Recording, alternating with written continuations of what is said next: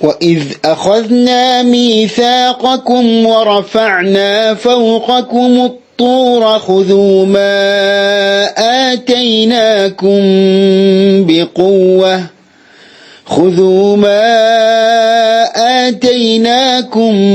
بِقُوَّةٍ وَاذْكُرُوا مَا فِيهِ لَعَلَّكُمْ تَتَّقُونَ.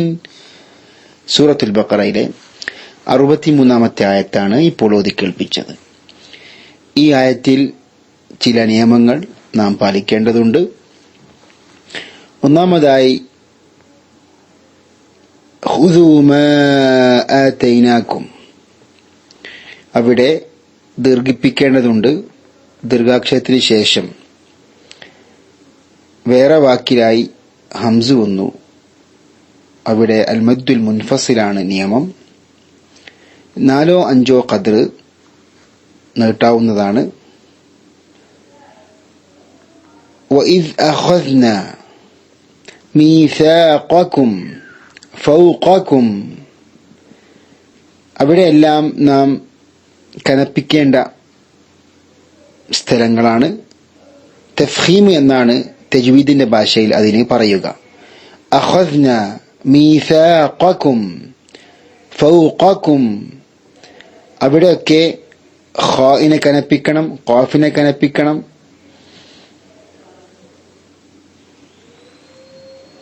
തത്തഖൂൻ എന്ന വാക്കിൽ നിർത്തുമ്പോൾ 2, 4, 6 ഖദ്ർ നീട്ടാവുന്നതാണ്. ഒന്നുകൂടി നമുക്ക് ഈ ആയത്ത് പൂർണ്ണമായും കേൾക്കാം. وَإِذْ أَخَذْنَا مِيثَاقَكُمْ وَرَفَعْنَا فَوْقَكُمُ الطُّورَ خُذُوا مَا آتَيْنَاكُمْ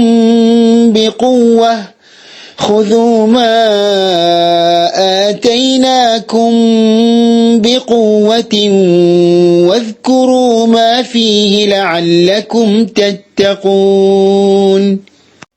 السلام عليكم ورحمة الله وبركاته. بسم الله الرحمن الرحيم. الحمد لله رب العالمين والصلاة والسلام على نبينا محمد وعلى آله وأصحابه أجمعين. أما بعد. സഹോദരങ്ങളെ, സൂറത്തുൽ ബഖറയുടെ 63-ാമത്തെ ആയത്തിന്റെ പഠനത്തിലേക്ക് നമ്മൾ കടക്കുകയാണ്. وَإِذْ أَخَذْنَا مِيثَاقَكُمْ وَرَفَعْنَا فَوْقَكُمُ الطُّورَ خُذُوا مَا آتَيْنَاكُمْ بِقُوَّةٍ وَاذْكُرُوا مَا فِيهِ لَعَلَّكُمْ تَتَّقُونَ. ഇവിടെ ഈ ആയത്തിൽ പരാമർശിക്കപ്പെട്ട വാക്കാർത്ഥങ്ങൾ വഇദ് അഖദ്ന, നാം വാങ്ങിയ സന്ദർഭം, മീസാഖകും, നിങ്ങളുടെ ഉറപ്പ് അല്ലെങ്കിൽ കരാർ, വറഫഅന, നാം ഉയർത്തുകയും ചെയ്തു അല്ലെങ്കിൽ ഉയർത്തിയിരിക്കെ, ഫൗഖകും, നിങ്ങളുടെ മീതെ, അത്തൂറ, തൂറിനെ അല്ലെങ്കിൽ പർവ്വതത്തെ, ഖുദൂ, നിങ്ങൾ പിടിക്കുവീൻ അല്ലെങ്കിൽ നിങ്ങൾ സ്വീകരിക്കുവീൻ, മാ ആതൈനാകും, നിങ്ങൾക്ക് നാം നൽകിയതിനെ, ബിഖുവ്വത്തിൻ, ശക്തിയോടെ അല്ലെങ്കിൽ ബലമായിക്കൊണ്ട്, വദ്കുറു, ഓർക്കുകയും ചെയ്യുവിൻ, മാ ഫീഹി, അതിലുള്ളതിനെ, ലഅല്ലക്കും, നിങ്ങളായേക്കാം അല്ലെങ്കിൽ ആകുവാൻ വേണ്ടി, തത്തഖൂൻ, നിങ്ങൾ സൂക്ഷിക്കും. അപ്പോൾ സഹോദരങ്ങളെ, ഈ വാക്കാർത്ഥങ്ങൾ ചേർത്ത് കഴിഞ്ഞാൽ ഈ ആയത്തിന്റെ അർത്ഥം, നാം നിങ്ങളോട് കരാറ് വാങ്ങുകയും നിങ്ങൾക്ക് മീതെ പർവ്വതത്തെ നാം ഉയർത്തിപ്പിടിക്കുകയും ചെയ്ത സന്ദർഭം, നിങ്ങൾക്ക് നാം നൽകിയതിനെ നിങ്ങൾ ബലത്തോടെ സ്വീകരിച്ചുകൊള്ളുവിൻ, അതിലുള്ളതിനെ നിങ്ങൾ ഓർമ്മിക്കുകയും ചെയ്യുവിൻ, നിങ്ങൾ സൂക്ഷ്മതയുള്ളവരായേക്കാം. ഇതാണ് സഹോദരങ്ങളെ സൂറത്തുൽ ബഖറയുടെ 63-ാമത്തെ ആയത്തിന്റെ അർത്ഥം. ഇവിടെ ഈ ആയത്തിൽ അല്ലാഹു സുബ്ഹാനഹു വ തആല വീണ്ടും മൂസാ നബി അലൈഹിസ്സലാമയുടെയും ബനു ഇസ്രായേലരുടെയും ചരിത്രം നമുക്ക് പറഞ്ഞു തരികയാണ്. സൂറത്തുൽ ബഖറയുടെ 40-ാമത്തെ ആയത്ത് മുതൽ അല്ലാഹു സുബ്ഹാനഹു വ തആല ഇസ്രായേൽ ജനതയ്ക്ക് നൽകിയ അനുഗ്രഹങ്ങൾ ഓരോന്നും നമുക്ക് അറിയിച്ചു തരികയായിരുന്നു. ഫിർഔനിന്റെ ക്രൂരമർദ്ദനങ്ങളിൽ നിന്നും അവരെ രക്ഷപ്പെടുത്തിയ വഴികളും, സിനാ മരുഭൂമിയിൽ 40 വർഷത്തോളം അള്ളാഹുവിന്റെ ഓരോ അനുഗ്രഹങ്ങളും അനുഭവിച്ച് ആ മരുഭൂമിയിൽ അലഞ്ഞു തിരിഞ്ഞ ചരിത്രവും, അവ ഓരോന്നും കഴിഞ്ഞ ആയത്തുകളിലൂടെ നമ്മൾ മനസ്സിലാക്കിയതാണ്. ആ ചരിത്രമെല്ലാം മുഹമ്മദ് നബി സല്ലല്ലാഹു അലൈഹി വസല്ലമയുടെ സമുദായത്തിന് അള്ളാഹു അറിയിച്ചു തരുവാൻ കാരണം അതിൽ നിന്ന് നമ്മൾ പാഠം ഉൾക്കൊള്ളുവാൻ വേണ്ടിയാണ്. അള്ളാഹുവിൽ നിന്നുള്ള ഓരോ അനുഗ്രഹങ്ങളും ഈ ഇസ്രായേൽ ജനത ആസ്വദിച്ചപ്പോഴും അതിന് അള്ളാഹുവിനോട് നന്ദി കാണിക്കേണ്ട സ്ഥാനത്ത് വളരെ മോശമായ ഫസാദും അക്രമങ്ങളും കാണിച്ചുകൊണ്ട് അള്ളാഹുവിനെ ധിക്കരിച്ചുകൊണ്ട് മൂസാ നബി അലൈഹി ഇസ്ലാമിയെ അനുസരിക്കാതെ വളരെ നിഷേധാത്മകമായ സ്വഭാവമാണ് ബനു ഇസ്രായേലിയർ ആ പ്രവാചകന്മാരോട് അല്ലെങ്കിൽ അവരിലേക്ക് കടന്നു വന്ന പ്രവാചകന്മാരോട് കാണിച്ചിട്ടുള്ളത് എന്ന് നമ്മൾ മനസ്സിലാക്കണം. ആ നിഷേധ സ്വഭാവത്തെ അള്ളാഹു സുബ്ഹാനഹു വ തആല എടുത്തു പറഞ്ഞുകൊണ്ട് അവർക്ക് നാളെ പരലോകത്ത് ലഭിക്കുവാനുള്ള നഷ്ടം അത് ഓർമ്മപ്പെടുത്തുകയാണ് അള്ളാഹു സുബ്ഹാനഹു വ തആല ഇവിടെ ഈ ആയത്തിലൂടെ നമ്മളെ പഠിപ്പിക്കുന്നത് സഹോദരങ്ങളെ.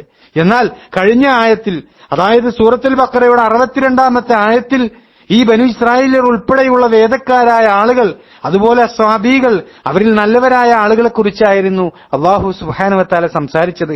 അവരിലെ നല്ലവരായ യഥാർത്ഥ വിശ്വാസം സ്വീകരിച്ച, അതിനനുസരിച്ചുകൊണ്ട് അമലുകൾ ചെയ്ത യഥാർത്ഥ വിശ്വാസികൾ, അവർക്ക് യാതൊന്നും പേടിക്കാനില്ല, അവർ ദുഃഖിക്കേണ്ടി വരികയില്ല എന്ന സന്തോഷ വാർത്ത കാരുണ്യവാനായ നമ്മുടെ റബ്ബ് നമുക്ക് പഠിപ്പിച്ചു തരികയായിരുന്നു.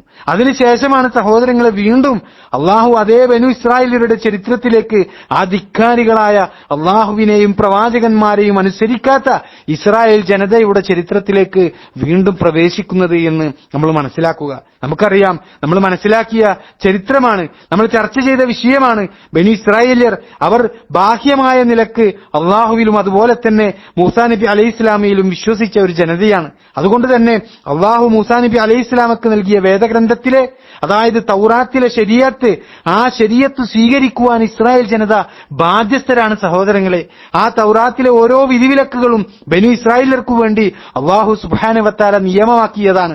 അതനുസരിച്ച് ജീവിക്കേണ്ട ബാധ്യത മൂസാ നബി അലൈഹി ഇസ്ലാമിയുടെ അനുയായികളായ ബനു ഇസ്രായേലരെ സംബന്ധിച്ച് അത് അനിവാര്യമായിരുന്നു. എന്നാൽ സഹോദരങ്ങളെ, ഈ കാര്യത്തിൽ അവർ വീഴ്ച വരുത്തുകയാണ് ചെയ്തത്. അവർ തൗറാത്തിലെ നിയമങ്ങൾ കാറ്റിൽ പറത്തുകയാണ് ചെയ്തത്. ആ നിയമങ്ങൾക്ക് ഒരു പരിഗണനയും ഈ കൂട്ടം ആളുകൾ നൽകിയിട്ടില്ല എന്നാണ്. അപ്പോൾ ആ സമയം അള്ളാഹു അവർക്ക് കാണിച്ചു കൊടുത്ത ഒരു വലിയ ദൃഷ്ടാന്തമാണ് ഇവിടെ ഈ 63-ാമത്തെ ആയത്തിൽ അള്ളാഹു സുബ്ഹാനഹു വ തആല പറയുന്നത്. وَإِذْ أَخَذْنَا مِيثَاقَكُمْ وَرَفَعْنَا فَوْقَكُمُ الطُّورَ, നാം നിങ്ങളോട് കരാർ വാങ്ങുകയും നിങ്ങൾക്ക് മീതെ പർവ്വതത്തെ നാം ഉയർത്തിപ്പിടിക്കുകയും ചെയ്ത സന്ദർഭം. ഖുദൂ മാ ആതൈനാകും ബിഖുവ്വ, നിങ്ങൾക്ക് നാം നൽകിയതിനെ നിങ്ങൾ ബലത്തോടെ സ്വീകരിച്ചുകൊള്ളുവിൻ. വദ്കുറൂ മാ ഫീഹി ലഅല്ലകും തത്തഖൂൻ, അതിലുള്ളതിനെ നിങ്ങൾ ഓർമ്മിക്കുകയും ചെയ്യുവിൻ, നിങ്ങൾ സൂക്ഷ്മതയുള്ളവരായേക്കാം എന്നാണ്. ഇവിടെ അല്ലാഹു സുബ്ഹാനഹു വ തആല പറയുന്നത് ഇസ്രായേൽ ജനതയോട് അവർക്ക് അല്ലാഹു നൽകിയ തൗറാത്ത് അത് മുറുകെ പിടിക്കണമെന്നാണ്, അതിലെ വിധിവിലക്കുകൾ ശരിയായ നിലക്ക് പാലിക്കണമെന്നാണ് ഇവിടെ ഈ ആയത്തിൽ അല്ലാഹു സുബ്ഹാനഹു വ തആല അവരോട് കൽപ്പിക്കുന്നത്. സഹോദരങ്ങളെ, ഇവിടെ ഈ ആയത്തിൽ പറഞ്ഞ കാര്യങ്ങൾ അത് ഓരോന്നും തഫ്സീർ പണ്ഡിതന്മാർ പഠിപ്പിച്ച രൂപത്തിൽ അതിന്റെ ചരിത്രം ഉൾക്കൊണ്ടുകൊണ്ട് നമുക്ക് മനസ്സിലാക്കേണ്ടതുണ്ട്. അത് വിശദമായി നമുക്ക് അടുത്ത ക്ലാസ്സിൽ ചർച്ച ചെയ്യാം. അല്ലാഹു സുബ്ഹാനഹു വ തആല അനുഗ്രഹിക്കുമാറാകട്ടെ.